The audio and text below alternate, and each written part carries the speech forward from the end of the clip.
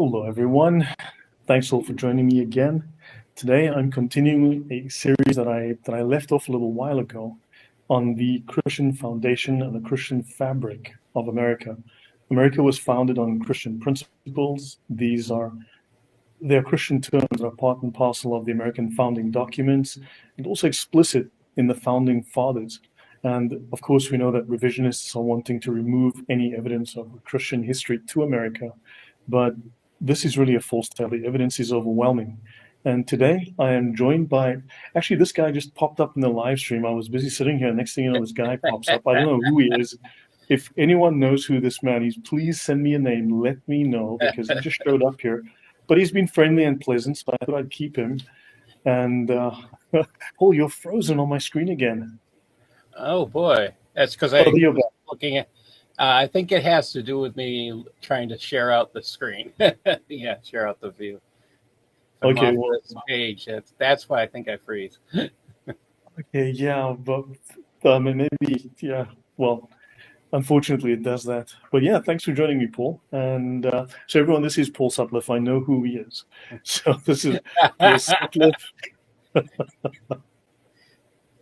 He's been a regular guest on the channel, very, very well-educated man, very knowledgeable of Islam, about the Muslim Brotherhood, about the Sharia, and he once gave a book to President Trump. Do you want to tell us that story, Paul? And thanks for joining us. Well, Trump was running for president at the it's CPAC, the Conservative Political Action Group that gets together. It was 2015, and I had finished a book called Civilization, Jihad, and the Myth of Modern Islam. And he was sitting there, he was standing there shaking everybody's hand. So I handed him a book, and I think he's read it. And since after that, he actually, I've written another piece in respect to what to do about something. And he pretty much either quoted that or had good people. I'm not sure either way, but as long as there was something important that needed to be done, and he did it. And I think that was getting rid of a certain group. He got rid of it, and of course it got put back after Biden got in. So yes. One has to wonder about that. Why would you, as we've discovered, US aid has been giving literally billions of dollars to Hamas. Something like, what, $8 billion now at last count? Oh, we actually have come up to the figure of 18 billion spent on terrorist countries. I actually have the stats. Just a second. I can tell you the exact.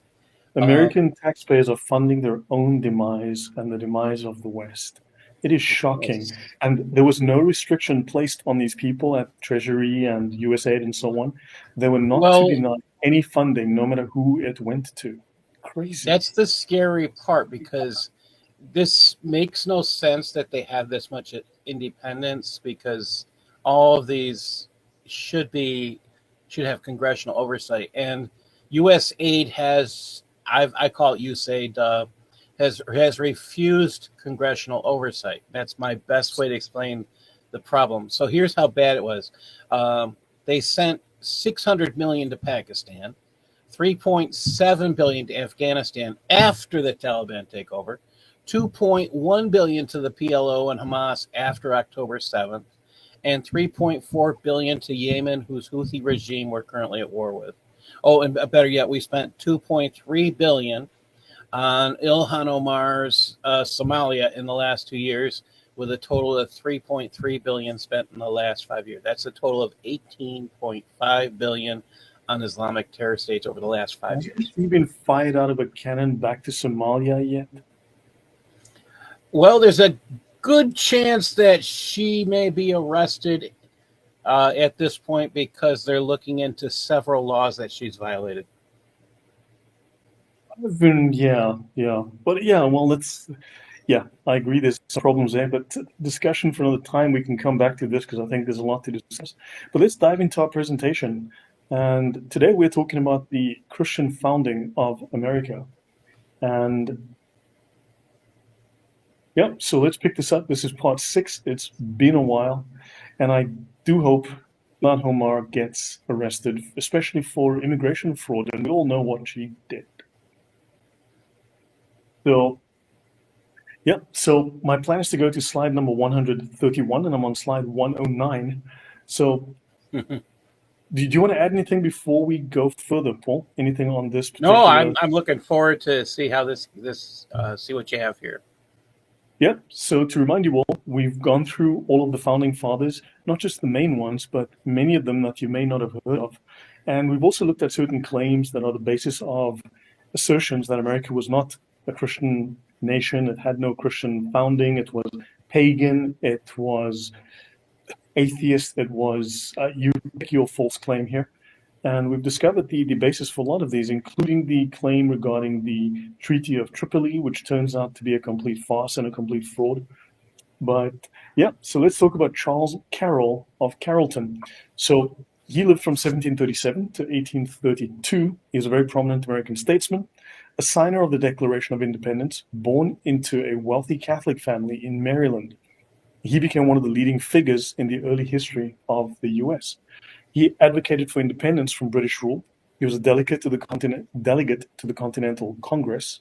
What exactly is the Continental Congress, Paul? So the Continental Congress originally it was a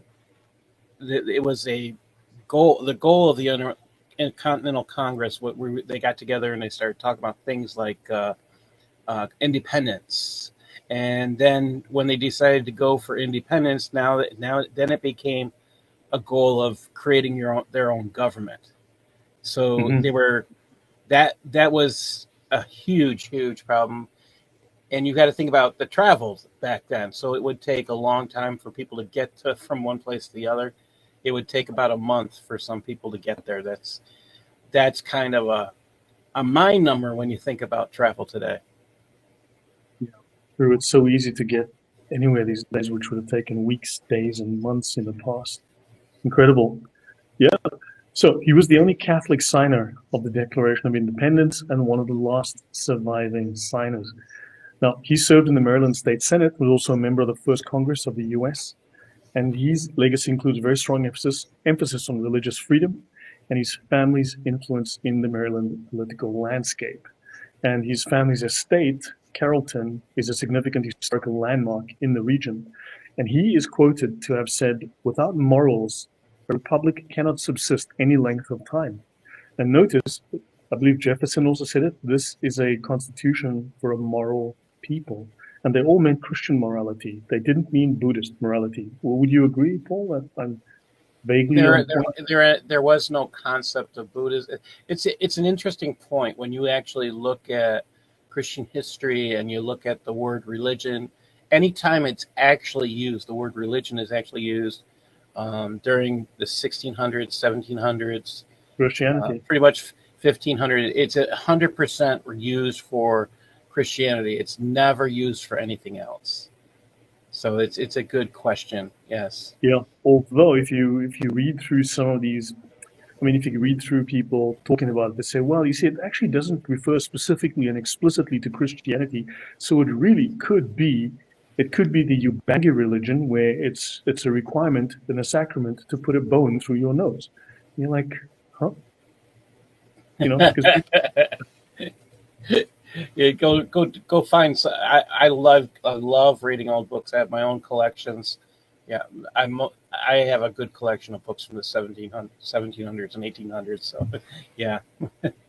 Yeah, it was a pervasive thing. Christianity was pervasive in literature and art, in architecture, and it was exactly what people were thinking of. So he says, without morals, a republic cannot subsist any length of time. They therefore who are decrying the Christian religion, whose morality is so sublime and pure, and which ensures to the good eternal happiness, are undermining the solid foundation of morals, which is the best security for the duration of free government. Incredible. There's amazing quotes by these fathers, by all of these people, and and like the apostles, most of them died to defend their principles. Incredible. And these are based on Christian principles. It's incredible. And he says, grateful to Almighty God. Now, of course, an argument can be made, I guess, by some fool in the chat that he's referring to Buddha. True story, right? Yeah. If you think Buddha has to do with God, yeah, you don't know much about Buddhism. And Buddha was an atheist, and his followers worship him. So crazy stuff.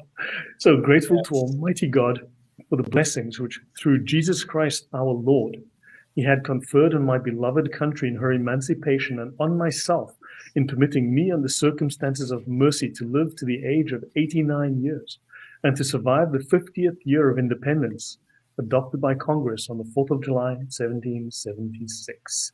So very Christian words there from another of the founding fathers, and very explicitly Christian, talking about the country founded on Christian principles and Christianity being the source of its freedom in government, of its religious liberty, and of the liberty of all people.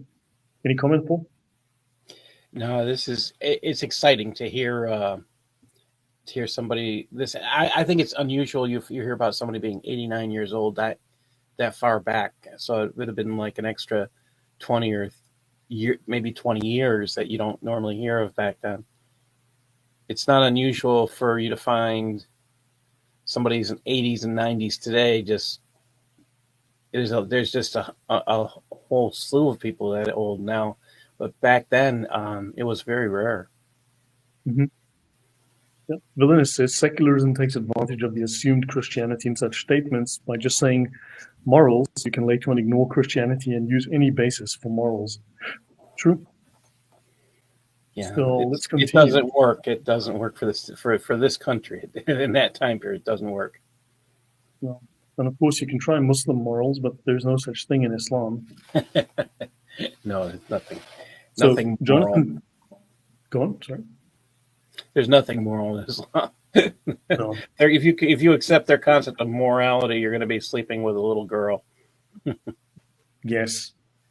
Jonathan Trumbull, as governor of Connecticut, in official proclamation, the examples of holy men teach us that we should seek him with fasting and prayer, with penitent confession of our sins and hope in his mercy through Jesus Christ, the great Redeemer. And this is in the proclamation for a day of fasting and prayer, March 9, 1774. And these were government proclamations. We've discussed these in previous episodes.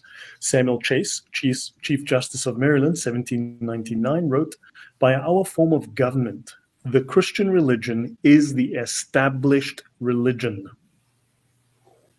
There shall be no establishment of religion. But hold on, he's saying here, Chief Justice, Christianity is the established religion. We've discussed before how these words have been twisted and eventually turned completely upside down by a corrupt judiciary. But Christianity is, effectively speaking, the established religion in the United States. Just that no particular denomination can stand supreme. However, this doesn't mean that other religions are equally valid. Comment, Paul, on this established religion? Yes, there was no. I mean, you don't get Buddhism. You don't get anything here until mid to late 1800s, and that's something important to grasp. They did get some other things that came in through the slave trade, but Islam was not one of them, because the people who were sold by the Muslims to the people claiming to be Christians. Yeah, we'll have a look at Islam versus America soon in this talk, and it's crazy that Hussein Obama would say things like, "Islam is part of the fabric of America." You're like, huh? Part of the founding of America? Yeah, it's the founding of America's first war. Yeah, the Pennsylvania Supreme Court. In 1824, Christianity, general Christianity, is and always has been part of the common law. Not Christianity founded upon any particular religious tenets, not Christianity with an established church, but Christianity with liberty of conscience to all men. So no particular denomination could be supreme above any other, but Christianity is considered to be what is foundational to America. Massachusetts Constitution, and every denomination of Christians, demeaning themselves peaceably and as good subjects of the Commonwealth, shall be equally under the protection of the law, and no subordination of any sect or denomination to another shall ever be established by law. And then Samuel Adams, governor of Massachusetts, in the proclamation for a day of fasting and prayer, we may with one heart and voice humbly implore his gracious and free pardon through Jesus Christ, supplicating his divine aid above all to cause the religion of Jesus Christ in its true spirit to spread far and wide till the whole earth shall be filled with his glory. Any comments, Paul, before I go on? No, it's exciting to think about. I mean, people don't realize that the government would do this. In fact, if you go to to Connecticut and you actually look at the government house, or the government building for the government, I think it's the government headquarters, the state headquarters, you'll find all of the statues and beautiful handiwork done. It's just beautiful stonework done on the outside of the building that all represents Christianity. It's probably one of the most beautiful buildings. And I actually went and somebody gave me a nice tour of this place, pointing out all the great Christians that had been highlighted there. They were great Christian men and who had done various things to stand. And that's just one of the buildings I've seen like that. Mm-hmm. Nineveh says separation of church and state is what the communists in Russia said, because that's what Marx wrote. That's what Marx wanted, separation of church and state. That is a communist requirement. In fact, separation of church and state is not in the US Constitution. I'm going to talk about it in this talk if we get that far. It's actually something that was said, I believe, by George Washington. And of course, opportunists are going to seize upon these things and try to twist them to their own ends. So Judge Nathaniel Freeman, 1802, instructed Massachusetts grand juries as follows: the laws of the Christian system, as embraced by the Bible, must be respected as of high authority in all our courts. They must have known something that modern Americans don't. Our government, originating in the voluntary compact of a people who in that very instrument profess the Christian religion. Interesting, who in that very compact. So in the Constitution, he says that the government originates in the compact of people who would he be referring here to the Constitution, profess the Christian religion? What voluntary compact is he speaking of? 1802 compact. I'm just thinking, what instrument is he referring to? This is the Constitution, but yeah, let's worry about that later. But he says, in that we profess the Christian religion, it may be considered not as Republic Rome was, a pagan, but we are a Christian republic. Yeah, if you go back to the Mayflower Compact, if you come forward in time, the Constitution could be referred to that in that same manner. It's clear if you actually read the Constitution, there's no denying that Christ and Jesus is in the Constitution, referred to over and over again. You can read that even in the Articles of Confederation. You can find it. There's no denying that this place is a Christian country based on its founding and its founding documents. Yeah, actually, hold on. Let me find something, because someone thought they were being really, really smart. Let me just bring up a comment that someone else made here. This was, I think she's being very intelligent. I wrote here, let's explore the Christian foundation, discover the founding fathers influenced the nation's government, culture, and identity, challenging the common yet false narrative of their secularism. Right? So I made a tweet about this, and some rando, literally some rando, where are the explicit references to Christianity in America's founding documents? This will be a simple question to answer if your claim is true. I never said that the founding documents state so explicitly. I never said that up here, not once. No, you actually read them. They're going to talk about, I mean, every reference. You talk about the benevolence of God. Yeah. They're all implicitly Christian, yes. Yeah. And then I said I did not claim the U.S. government is explicitly Christian. I discussed the influence of Christianity on its foundation, culture, and identity. And this differs from your misrepresentation. However, the founding documents and writings of the founding fathers do contain references to God. Engage with the real argument, not a distorted version, I told him. But moving on. Yeah. Josiah Bartlett, governor of New Hampshire, in an official proclamation urged to confess before God their aggravated transgressions and to implore his pardon and forgiveness through the merits of mediation of Jesus Christ, that the knowledge of the gospel of Jesus Christ may be made known to all nations, pure and undefiled religion universally prevail, and the earth be filled with the glory of God. Fascinating. So just more quotes from people from that era. Chief Justice James Kent of New York, 1811. And this is in a court ruling. Whatever strikes at the root of Christianity tends manifestly to the dissolution of civil government. So you see corruption destroying the government, destroying society when Christianity is attacked. We are a Christian people, and the morality of the country is deeply engrafted upon Christianity.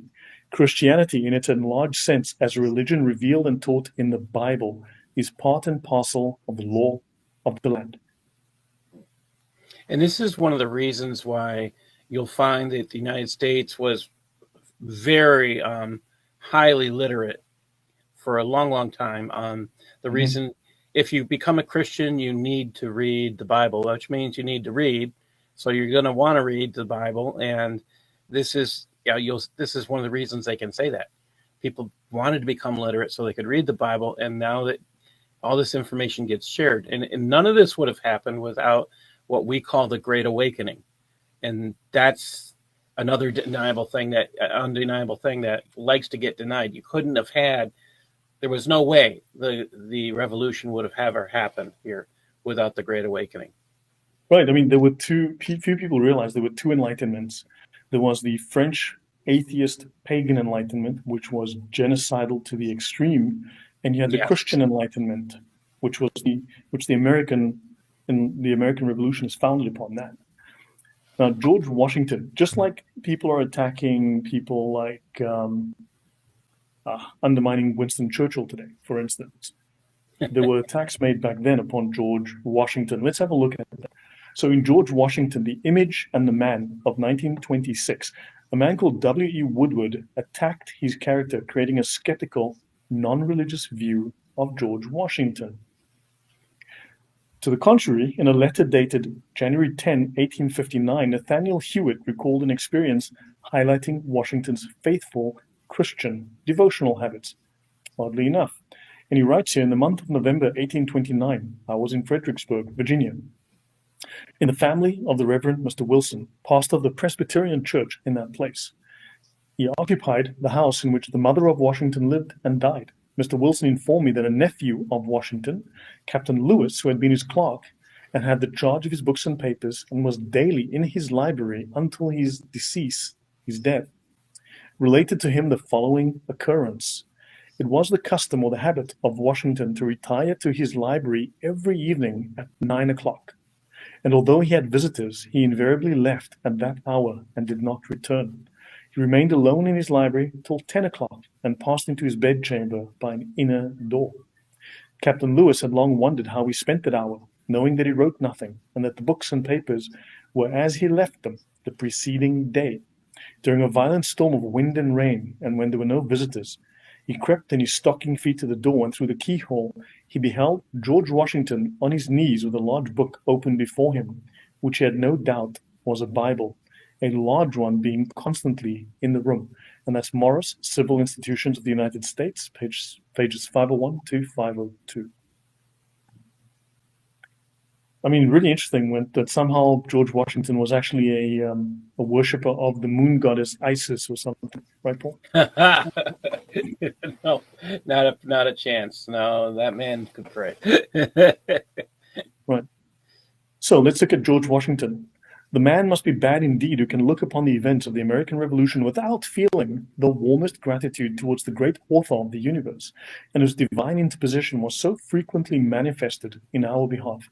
That's George Washington, letter to Samuel Langdon, September 28, 1789. So, Jeshurun likes to think he's intelligent and smart. He's so amazing. Thanks for the stupidity, Jeshurun, but really, I'm sure you can't do better than that, even if you tried. But nice try. So, May the same wonder-working deity who long since delivering the Hebrews from the Egyptian oppressors planted them in the promised land, whose providential agency has been conspicuous in establishing these United States as an independent nation, still continue to water them with the dews of heaven and to make the inhabitants of every denomination participate in the temporal and spiritual blessings of that people whose God is Jehovah. And that's a letter to the Hebrew congregation of Savannah, Georgia. Glorious indeed has been our contest, glorious if we consider the prize for which we have contended, and glorious in its issue.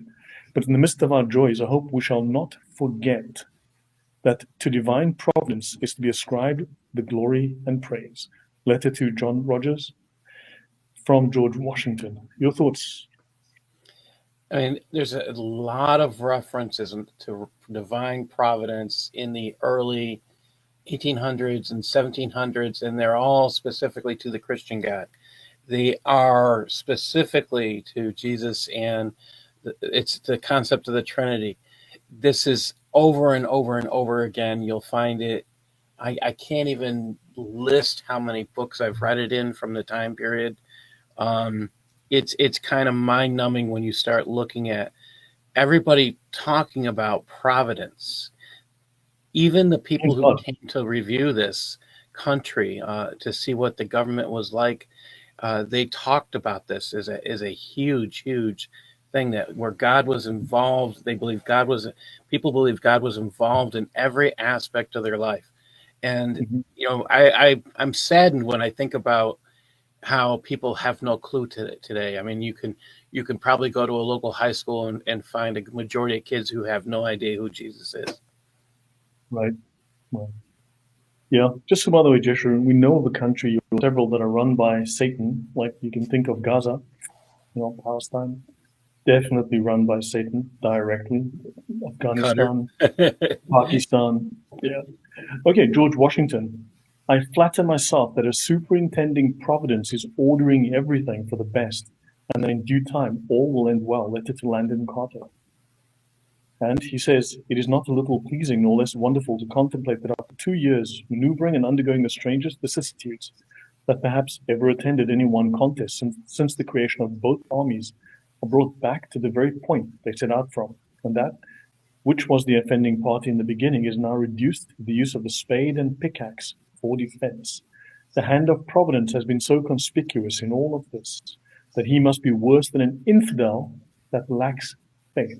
So anyone who lacks faith in God is worse than an infidel, and more than wicked that does not have gratitude enough to acknowledge his obligations to God. But it will be time enough for me to turn preacher when my present appointment ceases, and therefore I shall add no more on the doctrine of providence. Private letter to Brigadier General Thomas Nelson, 1770.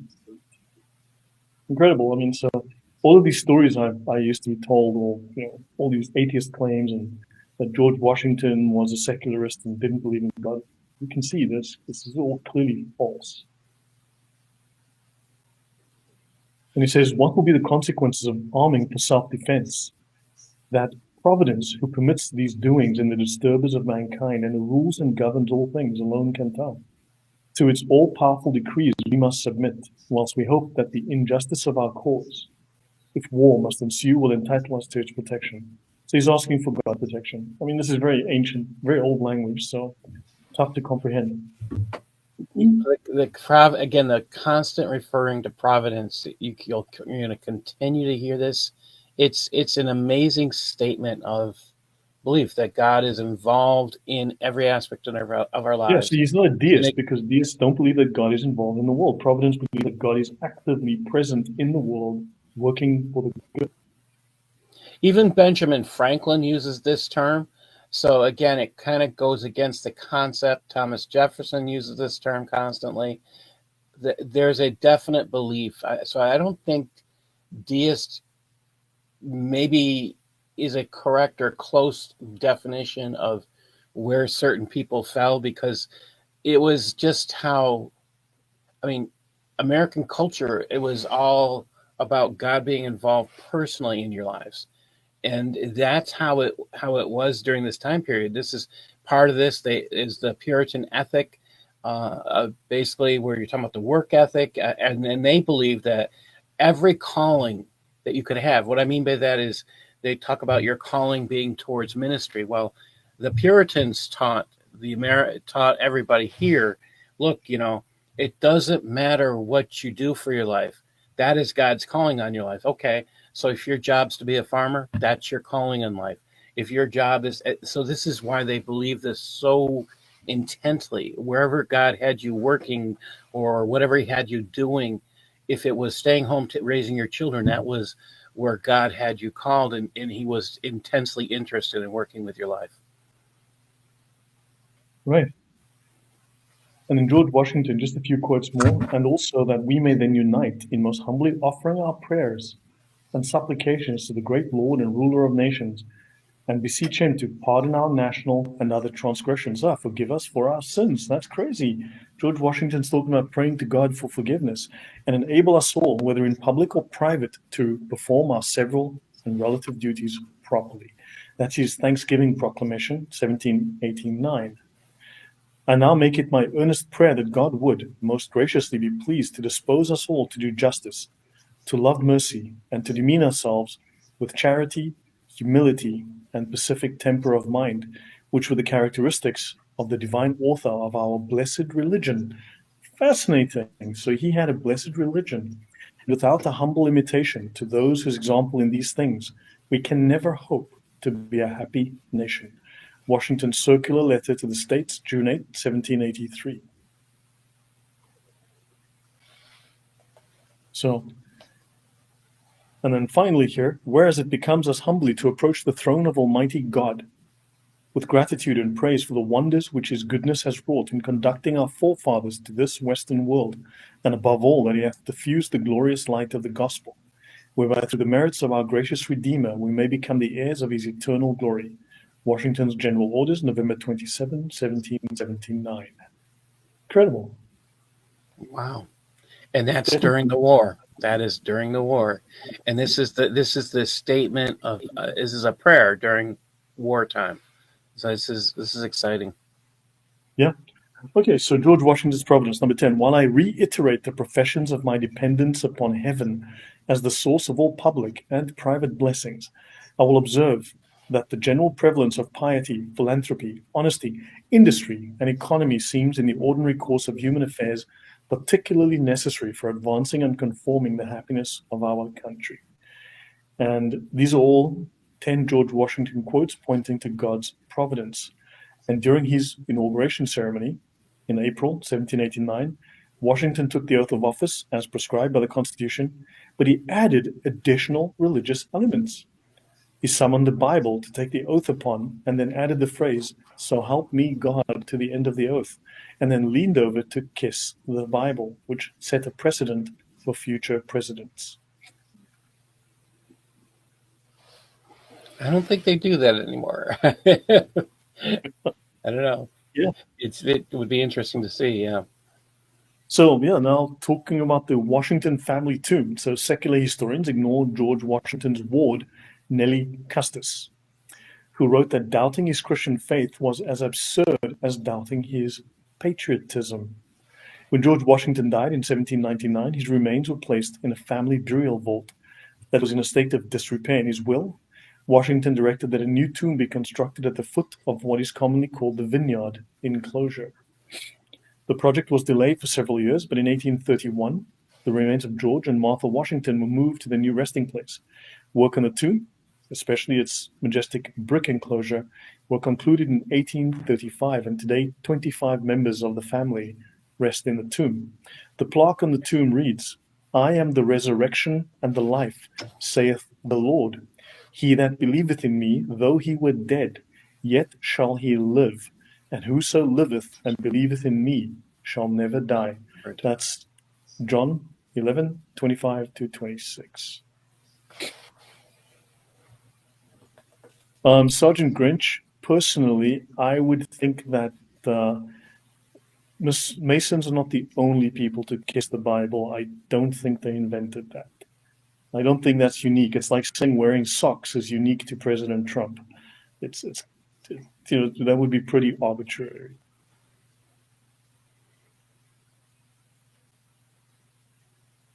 So yeah, your thoughts, Paul? I mean, that he I mean, that the this is Masons. I will say this: the Masons had some strict involvement here, but you know, kissing skipping the Masons. Bible. I mean, this quote, Yeah, and he has this quote on his yeah. tomb. Oh Well, no, this is testimony. This is just testimony about what they believed. They do believe that that Jesus. It's so exciting. I am the resurrection and the life, says the Lord. He that believes in me, though he were dead, yet shall he live. They know where they're going. That's the testimony. yeah, They know where they're fair, going. Yeah. fair point. And his niece, okay, well, he's technically his granddaughter. I think she was adopted. Nellie Custis Lewis wrote that George and Martha Washington were so perfectly united and happy that he must have been a Christian, and that Martha had no doubts and no fears for him as she resigned him without a murmur into the arms of his Savior and his God, with the assured hope of his eternal felicity. Nellie was the wife of Lawrence Lewis, the nephew of Washington who oversaw construction of the tomb. John Marshall, friend and future Chief Justice of the U.S. Supreme Court, said, "Without making ostentation professions of religion, Washington was a sincere believer in the Christian faith and a truly devout man." 19th century historian Jared Sparks declared, "To say that George Washington was not a Christian would be to impeach his sincerity and honesty." His contemporaries did not question his Christianity and were convinced of his devout faith as evidenced by the first ever compilation of the true writings of George Washington published in the 1830s, where they talk about that. Catherine M. So, question about the word deist. Deist had a different meaning 200 years ago. Although today, of course, it means like the whole clockwork universe. I mean, that's all part of the Enlightenment and Darwin and so on. But it had a different meaning back then. So yeah, we covered that before. But yeah, I wouldn't worry about it. It's in the previous episode, I believe. So now this compilation was prepared and published by Jared Sparks, who lived from 1789 to 1866. He was a very well-known writer and historian of the period. He has 12 volumes on the writings of George Washington, 10 on Ben Franklin, and 3 on Gouverneur Morris, who signed the Constitution. He compiled the Library of American Biography, 25 volumes, the Diplomatic Correspondence of the American Revolution, 12 volumes, and the Correspondence of the American Revolution, 4 volumes. He was responsible for approximately 100 historical volumes. He was America's first professor of history, excluding ecclesiastical history, and he taught at the college level in the US and was chosen as president of Harvard. So, quite a distinguished man. So, let's talk of Washington's gratitude to God. By 1778, Washington had so often witnessed God's intervention that on August 20th, he wrote Thomas Nelson that the hand of providence has been so conspicuous that he must be worse than an infidel that lacks faith, and more than wicked that has not gratitude enough to acknowledge his obligations. And this is all to God, that doesn't believe in God's providence. Nellie lived with the Washingtons for 20 years, from the time of her birth in 1779 until 99, when she married, and of George Washington's untimely death. She called George and Martha her beloved parents, whom I loved with so much devotion, to whose unceasing tenderness I was indebted for every good I possessed. She was 10 when Washington became president. This is important, why I give you the background. She was very intimately involved with his life. She was 10 when he was president. She traveled with him and walked amidst the great foreign and domestic names of the day. And on his retirement, returned with the family to Mount Vernon. She knew Washington publicly and privately, and Jared Sparks, looking for information on Washington's religious habits, sent Nellie a letter asking if she knew for sure whether Washington was indeed a Christian. And within a week, she replied. So, Sparks included a letter in volume 12 of Washington's writing in the section on Washington's religious habits. And of that letter, Sparks explained, "I shall here insert a letter on the subject, written to me by a lady who lived 20 years in Washington's family, who was his adopted daughter and the granddaughter of Mrs. Washington. The testimony it affords and the hints it contains respecting the domestic habits of Washington are interesting and valuable." So there's a fair amount of truth to that, Hassan. I've spoken about that in the past. So let me get to that. So let me bring up this.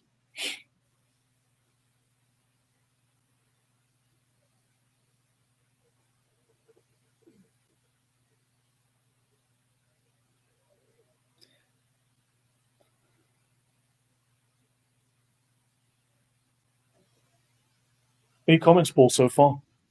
I'm noticing the comment that America was founded by the Freemasons. BS. Not, Yes, it is I think. BS. That Yeah. it is. Really? It's just a mess. I've actually heard all this. I've kind of sit there and marvel when I see this.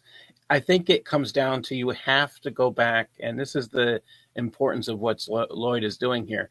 You have to go back. You have to find some of the original stuff. You know what's fun is you can find the majority of it is easily accessible. So you can go to archive.org. You can go to the National Archives, and you can find many of these things free access and accessible. And it's a joy to find. Yeah. Yeah. And I want to put the whole Washington was not Christian sort of idea to bed, right? So in 1778, George Washington had so often witnessed God's intervention that we've already seen that with Jared Sparks. But then she replies to him. So she writes to him on 26 Feb 1833. Sir, I received your favor of the 20th instant last evening, and hasten to give you the information which you desire. And she says, the parish is the one in which Mount Vernon, Pohick Church, the church where George Washington served as a vestryman. He was a lay minister in the church. Oh my, oh my. And Woodlawn, the home of Nellie and Lawrence Lewis, are situated. Fairfax Parish is now Alexandria. So the term dates vestryman to the late 1600s, a member of an elective body called a vestry in the Anglican Church of the time, and it administered the earthly affairs of the church, and was composed of a group of elected parishioners and a pastor called a rector. So fascinating. So he was involved in the church. And she says he was very instrumental in establishing Pohick Church, and I believe subscribed, in other words, supported and contributed to largely. So he gave money to the church. His pew was near the pulpit. He had his own private pew. I have a perfect recollection of being there before his election to the presidency with him and my grandmother. He attended the church at Philadelphia, at Alexandria, when the weather and roads permitted a ride of 10 miles, a one-way journey of 2 to 3 hours by horse or carriage. In New York and Philadelphia, he never forgot attendance at church in the morning, unless detained by sickness. The afternoon was spent in his own room at home, the evening with his family and without company. And she goes on, he was not one of those who act or pray that they may be seen of men. He communed with his God in secret. My mother, Eleanor Calvert Lewis, resided 2 years at Mount Vernon after her marriage with John Barr Custis, the only son of Mrs. Washington. I've heard her say that General Washington always received the sacrament with my grandmother before the Revolution. When my aunt, Miss Custis, Martha's daughter, died suddenly at Mount Vernon before they could realize the event, he, General Washington, knelt by her and prayed most fervently, most affectingly for her recovery. So, evidence from his adopted daughter of 20 years that he was a devoutly practicing Christian. Matthew 16:18 says, that he converted to Catholicism. There is evidence for that. There's a discussion around that, but there seems to be some potential foundation to that. But that's not. I may have some notes on that, or I may get to notes on that because I know I did look at that and prepared some notes. But So now they speak of his wife. She had no doubts and no fears for him after 40 years of devoted affection and uninterrupted happiness. She resigned him without a murmur into the arms of his Savior and his God with the assured hope of his eternal happiness. Is it necessary that one should certify General Washington avowed himself to me a believer in Christianity? We may as well question his patriotism, his heroic, disinterested devotion to his country, and his mottos with deeds, not words, and for God and my country. And that's what she wrote to this historian, Jared Sparks. Your thoughts there? Oh, this is it's a beautiful piece. I was unaware of the possible conversion to Catholicism, but Anglicanism and Anglican Church and Catholic Very Church close. are apart. And In practice, few very beliefs that don't. close. Sorry, Paul, I interrupted. It's almost exactly 100% the same. So, yeah. The two services, when you sit between the two services, they're very similar. It's like 95%, pretty much the same in many ways. Yeah, so George Washington's adopted daughter, having spent 20 years of her life in his presence, declared that one may as well question his patriotism as question his Christianity. So yeah, just wanted to make that clear. And U.S. patriotism and divine purpose. As president, Washington was the first major spokesperson and practitioner of American civic religion. And after his death, he became a principal figure in its development. That's in Oxford Academic, Faith and the Presidency from George Washington to George W. Bush by Gary Scott Smith. Interesting. So he became a principal figure in the development of American civil religion. After researching Washington's life, Dr. Tim LaHaye, now I'd say take that name with a little bit of a grain of salt because I think he's written a few odd things. Our first president was a godly man of humble character and sterling commitment to God. William White reports of his sincere piety in Washington's writings. So it's proper to subjoin to this letter what was told to me by Mr. Robert Lewis at Fredericksburg. Being a nephew of Washington and his private secretary during the first part of his presidency, Mr. Lewis lived with him on terms of intimacy and had the best opportunity for observing his habits. Mr. Lewis said he had accidentally witnessed his private devotions in his library both morning and evening. On those occasions, he had seen him kneeling with a Bible open before him, and this was his daily practice. So more confirmation, which is incredible.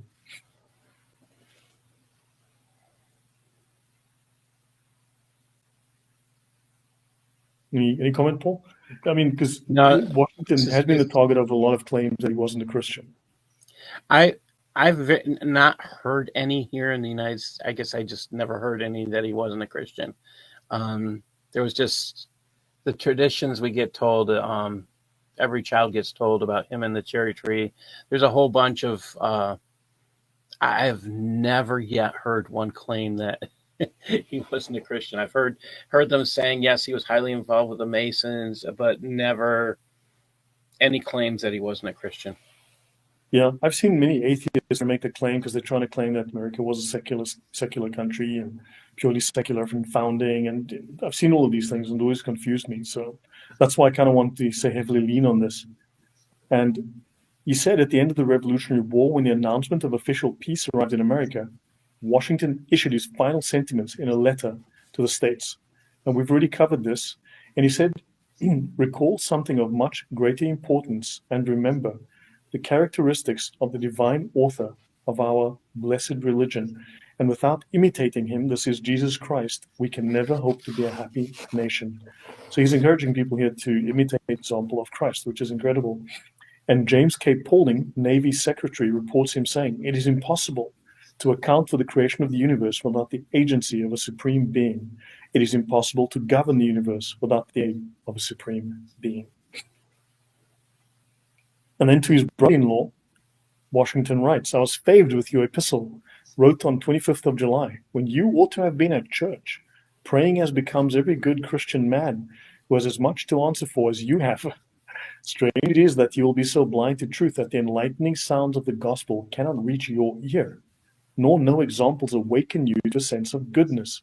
If you could but behold with what religious zeal I high, that is to hasten to church on every Lord's day, it would do your heart good and fill it, I hope, with equal fervency. So, strong Christian. And he writes to a church, I readily join with you that while his government protects all in their religious rights, true religion affords the government its surest support. So he sees that government should be founded on religion, and the two work together. And he says that religion and morality are indispensable supports to political prosperity. You can't have this country the way it's run. It was never meant to be anything but a Christian nation. That's the morality. You can't have these this form of government structure and keep it. This is one of the reasons Reagan says we're only one generation away from losing it. You can't have this governmental structure without Christian morality. It can't survive it. Yeah. I mean, so yeah, hopefully we can sort of show and inspire people to study history, to look at the stories that they're told, to look at the quotes from the words of the people themselves, rather than to take third-party paraphrases. or to listen to atheists or Muslims for that matter who try to corrupt everything, but see that these people founded their country and believe that the country needs to be run under Christian rules, Christian morality. And the whole idea of separation of church and state is not something that is in the Constitution. So you should morally, your law should be based on Christian morals. The example of Jesus Christ should be the example of the American state in drafting its laws and making its decision, running its government. This does not mean theocracy, because Christianity doesn't have a civil law like the Sharia. This is morals. Christian morals should inform decision making. I mean, would you agree, Paul, that that's a fair sort of a summary that I've made there? Yes, I've only, this is one of the things I've taught long and many, many years, that there's no such thing as separation of church and state. You want to go find it in the Communist Manifesto, but you will never, ever find it in the Constitution. Yeah. Our Constitution was made only for moral and religious people. It is wholly inadequate for the government of any other. Yeah, like, I don't know, like the LGBTQ FU people, those, thank heavens, those are, but yeah, sadly, right now there's an LGBTQ genocide ongoing, which is terrible. But, but moving on, let me know when it's done. So, George Washington, and he says here that schools should teach Jesus Christ. This is my last slide on George Washington. And then from George Washington's first official order through his last, he displayed a Christian emphasis. Camped on the banks of a river, Washington was approached by Delaware Indian chiefs who desired that their youths be trained in American schools. Washington's response? He told them that Congress will look on them as their own children. And that is, we would train their children as if they were our own. He then commanded the chiefs for their decision. He said, you do well, or commended the chiefs, sorry. You do well to learn our arts and our ways of life, and above all, the religion of Jesus Christ. These will make you a greater and happier people than you are. Congress will do everything they can to assist you in this wise intention. And then he said, what students would learn in an American school, above all, was the religion of Jesus Christ. That's the important bit to take. George Washington's speech to Delaware Indian chiefs, May 12, 1779, in Fitzpatrick's The Writings of George Washington, volume 15, page 55, published from the government printing office in 1932.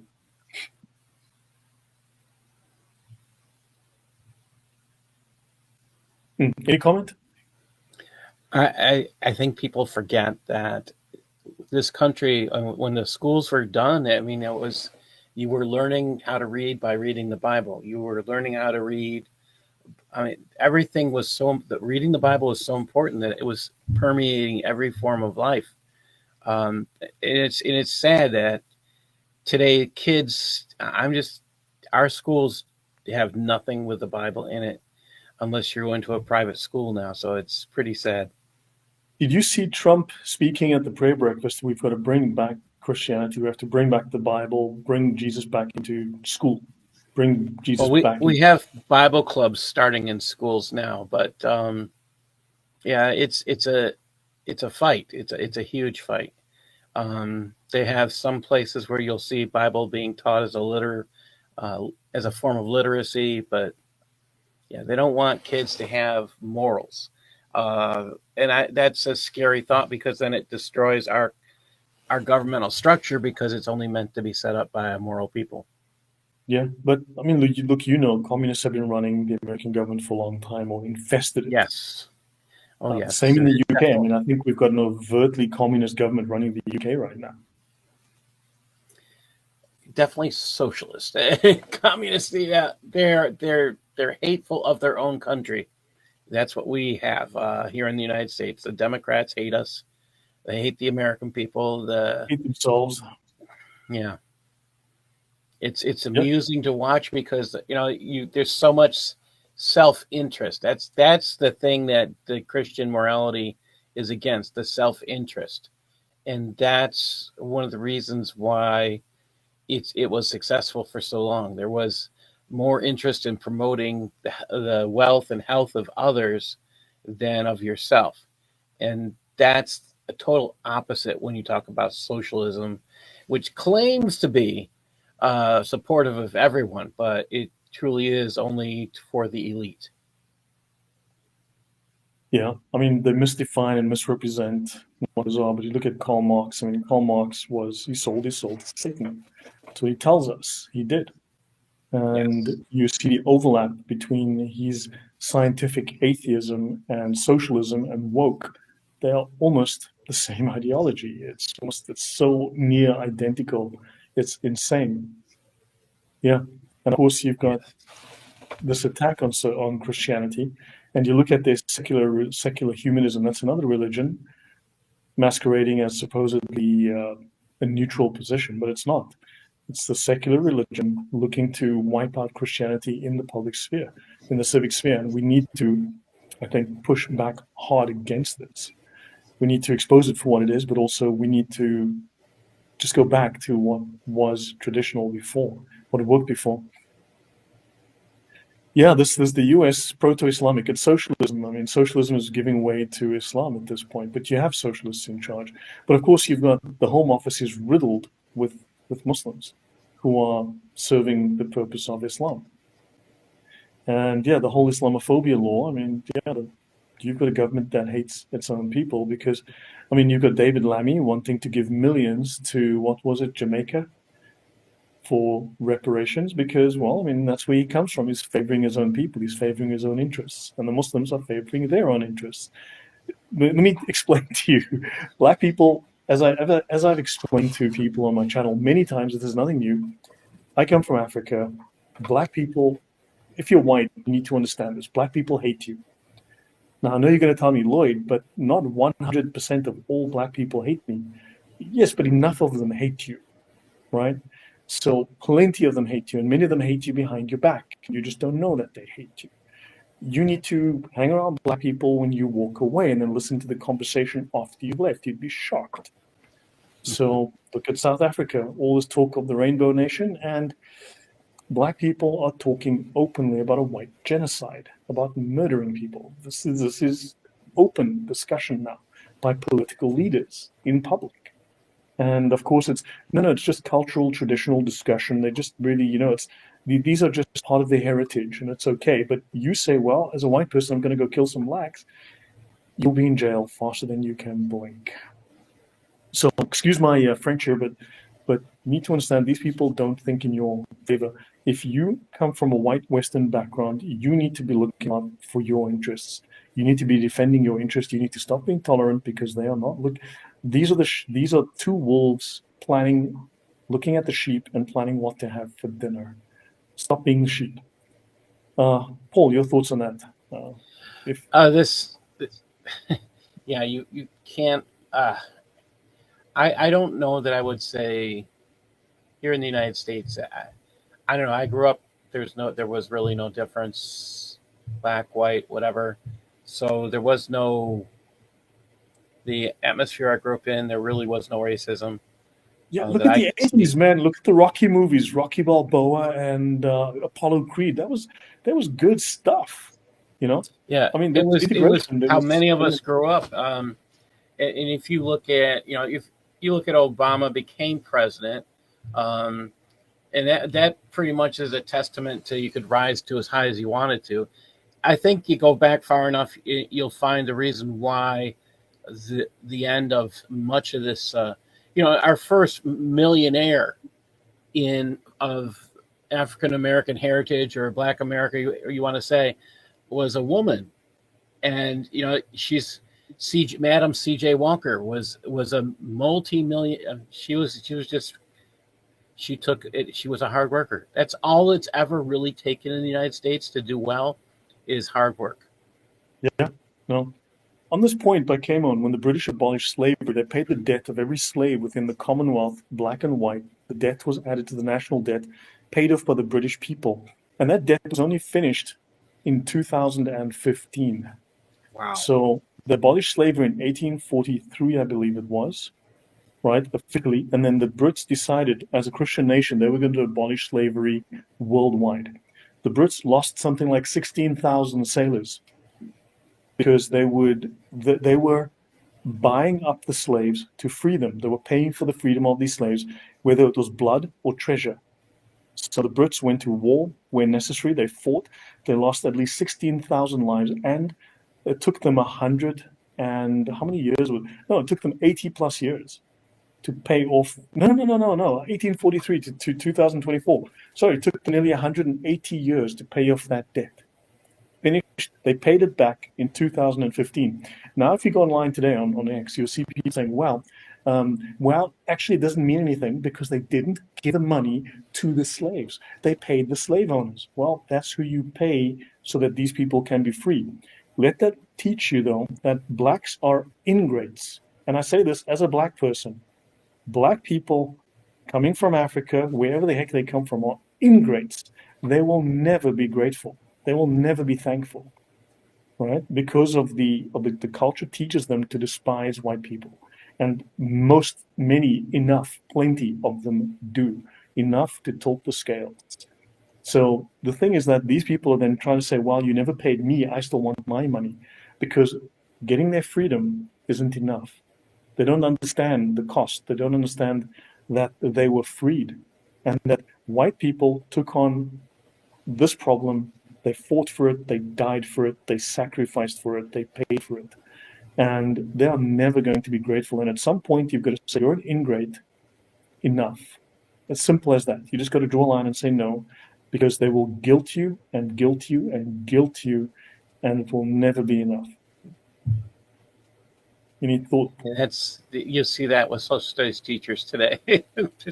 Yeah, they'll spend their entire year doing U.S. history, and it concentrates entirely on slavery, but they never talk about, that there were black slave owners here in the United States. They owned their own plantations, and they never mention that when they're teaching those children. Yes. One of the largest plantations was owned by a black man. So the first owner of a slave in this country was a black man. He went to court to force his right to own black slaves. Yes. Incredible. Yeah. So, okay. So this Thomas Jefferson, now I've got 5 more slides, then we will finish. And we're going to talk a little bit about slavery, and we're going to talk a bit on this topic. So in a brief article titled Notes on Religion, written October 1776, Thomas Jefferson summarized his views on the Christian faith. He believed that the human writers were inspired by God, which granted the Bible authority regarding the fundamentals of Christianity. This was 4 months after he penned the Declaration of Independence. Really nicely said. Thomas Jefferson, The Works of Thomas Jefferson, edited by Paul Lester Ford, 12 volumes, pages 254. A few months later, February 1777, Jefferson took a leading role in establishing a new church in Charlottesville. That's what you do when you're an atheist, right? You establish a church in Charlottesville, don't you, Paul? You establish a church. If you want to share the word, you can go around and share, but yes. Yeah, it is Anthony Johnson. I've covered him on the channel before. A black man from Angola, the first legal slave owner. He went to court to force a freed slave to be handed back to him to be his slave. Yes, that's what I was talking about. Yeah, you can still find that. There's a document that's available. I think it's the National Archives where you can find that. Just do a quick search on Google, you'll find that. It's just you'll sit there kind of surprised. Yeah. By the Normans, huh? Interesting. A few months later, in February 1777, Jefferson took a leading role in establishing a church in Charlottesville. Initial subscriptions were raised through a church called the Protestant Episcopal Church, but the name was changed to the Calvinistical Reformed Church. To the surprise of many, Jefferson is credited with having organized this congregation. While not an Orthodox Christian. And they called him a deist. Wow. Yeah, and while not an Orthodox Christian, his own claims give no credibility to being a deist. In a letter of January 9, 1816, sent to the former Secretary of the Continental Congress, Charles Thomson, Jefferson made a bold claim to be a follower of Christ. I too have made a wee little book from the same materials, which I call the philosophy of Jesus. It is a paradigm of his doctrines made by cutting the text out of the book and arranging them on the pages of a blank book in a certain order of time or subject. A more beautiful or precious morsel of ethics I have never seen. It is documenting proof that I'm a real Christian. That is to say, a disciple of the doctrines of Jesus. Very different from the Platonists who call me infidel and themselves Christians and preachers of the gospel. Interesting. Of course, the Jefferson Bible is something very different to what people commonly claim that it is. Yes. Yeah. So now Jefferson versus Islam. I've got 3 slides and then I conclude. So these are paraphrases. These aren't not. I'm going to be paraphrasing from a couple of books. One of these is Captives, Britain, Empire and the World, 1600 to 1850 by Linda Colley, and another. And you can see the article link here if you want to have a look and see a bit more. So roughly 1.5 million Europeans, and that number could be as high as 4 to 5 million white Europeans, were enslaved in Islamic North Africa between 1530 and 1780. We don't have proper figures. So the number could be as high as 5 million. Now, do remember that the number of slaves recorded to have been taken on what they call the West Passage or the Atlantic Passage or whatever they want to call it today, that is from Africa to North America, and this includes Canada, is 350 to 500,000 blacks.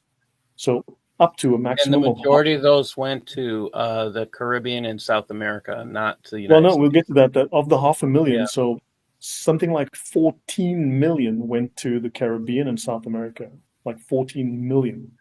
500,000 at most went to Canada and North America. Now, notice here, of those American slaves, numbering at most 500,000, at least 3 times many were taken from Europe to Africa. And no one bats an eye over that. Black slavery, yeah, it's fine. No problems. So 1.5 million Europeans and Americans were enslaved in Islamic North Africa between 1530 and 1780. Miguel de Cervantes, who wrote the first novel, Don Quixote, was briefly in the galleys. What of the people of the town of Baltimore in Ireland? Muslim slave owners, Muslim slave pirates literally were attacking Greenland, Ireland, England, Denmark. They were going all across the world to steal slaves. So what did the Irish, now how are the Muslims going to say no? The Irish invaded Arabia and therefore it was revenge for attacking Hamas back in 1603. So what if Baltimore and Ireland all carried off by their Corsair raiders in a single night? So just, as I said, 2 more slides and we will finish. Thomas Jefferson and John Adams met with Tripoli's ambassador, Abdul Rahman, in March 1785, and he told them the Quran justified the Barbary states in making war on and enslaving non-Muslims. And this ambassador told them, the Libyan ambassador said, it is written in the Quran, all nations who do not acknowledge their authority, that's the authority of the Muslims, were sinners, that it was their right and duty as Muslims to make war upon whoever they could find and to make slaves of all that they could take as prisoners, and that every Muslim who should be slain in battle was sure to go to paradise. I'd say this, oh my God, the Libyan ambassador was an Islamophobe. Don't you agree, Paul? He's quoting their sources. They want to go to paradise. They have to kill them. They have to get themselves killed to go to paradise when they're fighting in jihad. Yes. Read their sources. That's the fun thing, to learn what they really want. And the United States played no part in the Crusades or the Catholic Reconquista of Andalusia, that's Spain. The ambassador discussed his commission. He got money when America paid the demanded protection money. So he was benefiting financially. And this influenced Jefferson's decision to wage war on the Barbary states when he became president. In 1803, Tripoli... Yeah, go on. Let's say, why pay somebody when you can let them know you're just as powerful and you don't want to pay? I mean, if you have the ability to stand up and say no, why not? Yeah, no, exactly. That's what fair turnabout is, fair play. On 31 October 1803, Tripoli achieved a significant capture of a new U.S. frigate called the Philadelphia. The triumph was short-lived because of the actions by Edward Preble and Stephen Decatur.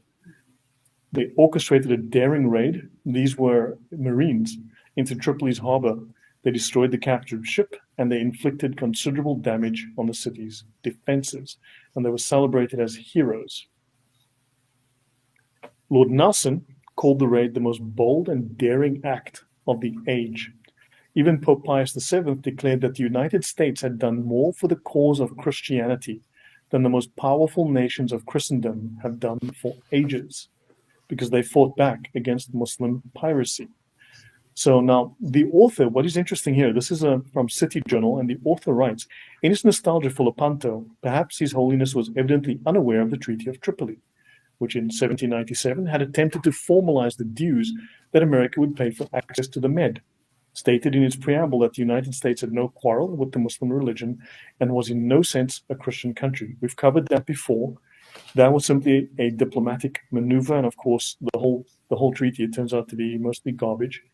At least the way that it's told to try to undermine the claim of being a Christian nation turns out to be garbage. We've covered that at length before in this series. So, of course, those secularists like myself, the author writes, who like to cite this treaty must concede that its conciliatory language was part of America's attempt to come to terms with Barbary demands.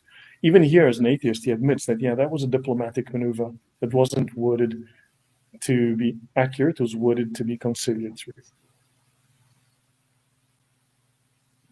Yeah, conceding was better than. Yeah, you don't want to give them money. You don't want to give them money. You don't know what they're going to use it for. Yeah, and I'll finish my second last slide. So I'll finish here. So for 300 years, the Barbary pirates enslaved over 1 million Europeans. Again, potentially as many as 5 million. And Americans as well, by raiding ships, burning villages, and selling captives into servitude. 8 Marines eventually ended the white slave trade by challenging the pirate empire. So thank the Marines, thank the Americans as well for their contribution.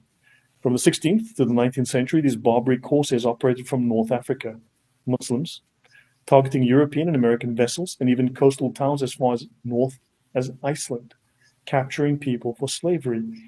Why don't we talk about the Muslim slave trade, about Muslim piracy, Muslim aggression? I'm kind of disgusted that it never gets mentioned. I brought it up at one point when I was teaching, and the kids were like, "What? What are you talking about?" I says, "Well, who do you think that the slavers bought the slaves from? They bought them from the Muslims. Like, what are you talking about? Why didn't we never hear about this before?" And like, crazy stuff. It's because they don't want you to know they're hiding certain things from you, because you might begin to ask questions. Oh, yeah. Right. So the pirates, these Muslim pirates from Morocco, Algeria, Tunisia, and Libya, plundered cargo, enslaved crews, and they had coastal raids extending from Ireland to Iceland. They raided villages, they captured women and children and the elderly for slave in sale markets in Algiers and Tripoli, with a notable example being the abduction of nearly the entire population of the town of Baltimore in Ireland in 1631. What the heck were the Muslims doing raiding Ireland in 1631? What had the Irish done to them? So captives would face harsh labor. They were sold as concubines, meaning sex slaves, or were converted into soldiers for the Ottoman military. This sexual slavery seen here, this is real. Yes. This is real. This is real. This is what happened. The Barbary states demanded tribute from nations to avoid attacks on their ships, including the newly independent United States. And President Jefferson, taking office in 1801, said, "No, I'm not going to pay tribute anymore. I will no longer pay the jizya and be subdued." Why do you need to add pirates to Muslims? Isn't it implicit? Because you spend time around people, right, RKM? You know that people also aren't always very smart. So, and yeah, it's not politically correct to say that, because you can't say nasty things about brown people. So, being that I'm brown, I can't do that. Paul, any comment or thought? I think it's interesting. We've always referred to them as the Barbary pirates. Nobody mentions them as being Islamic. I think if we would just go through the Islamic pirates, we'd be fine. But they've always been called the Barbary pirates. No mention of Islam, but that's the stuff that made them do what they wanted to do. Yeah, it's based on Islamic ideology. Yeah, and I think if we had said the Barbary Islamic pirates, Pirates great. It was sad in 2001 that very few people knew Islam was the first enemy of the United States, of the constitutional United States. We fought the Brits before the Constitution. After the Constitution, our first enemy was Islam. Yeah. I mean, they were predatory. The Muslims were predatory. You need to understand, and they just want to go back to that again.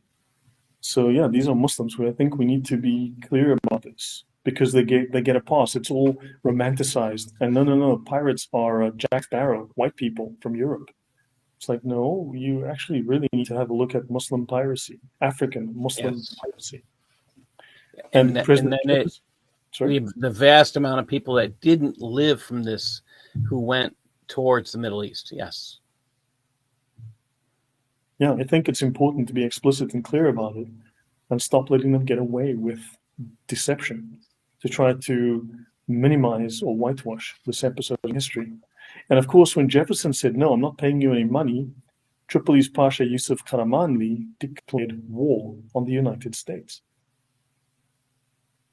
So under Jefferson's leadership, the US Navy and Marines were deployed overseas for the first time to combat these Muslim states, the Barbary states, and there was a plan to strike at their heart in 1805. William Eaton, I discussed this at some length previously, and Lieutenant Presley O'Bannon, with a small force, including 8 Marines and 500 mercenaries, marched across the Libyan desert to capture Derna, launching their assault April 27, 1805. They were outnumbered, but they stormed into Derna, raised the American flag on foreign soil, and for the first time, and led to the liberation of American hostages and the decline of Barbary pirate operations. This victory at Derna forced Yusuf Karamanli to negotiate peace, and this peace was signed aboard the USS Constitution, and this gave free passage for American ships and ended the jizya payments and stopped active white slavery in the Barbary states. So this event marked a shift against piracy, with European powers beginning to strengthen their navies. Thank you very much, RK. Really appreciate it. Thank you for the good work, says no, thank you. And they strengthened their navies, they rejected paying tribute, and O'Bannon's bravery was commemorated with the Mamluk sword, which is now a Marine Corps tradition. Finis for today. I'll end here. So America's first war was with the Muslims, because the Muslims declared war on the United States because they wanted slaves and pirate tribute, jizya.